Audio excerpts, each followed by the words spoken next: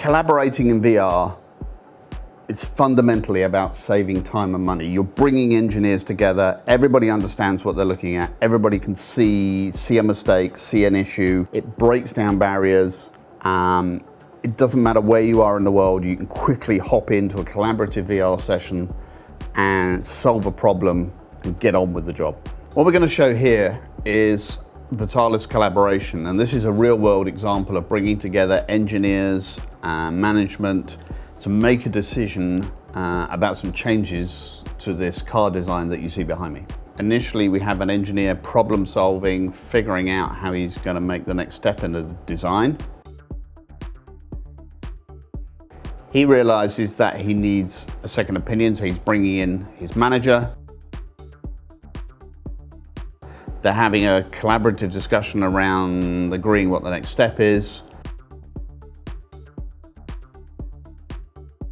And then what they both agree is they need a third person to join them.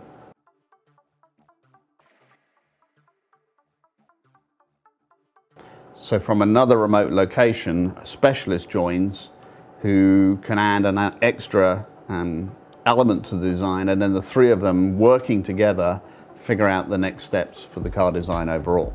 Perfect example of collaboration in action.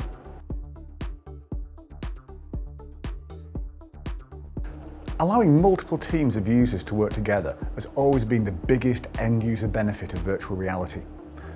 Now, those users can be in one room, and that's great. But modern businesses are diverse, people on different sites in different countries.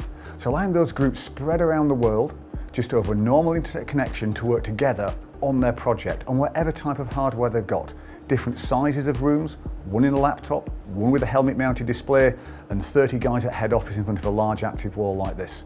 They're all the great benefits of VR, bringing groups of colleagues together from around the world to share a common idea of their project.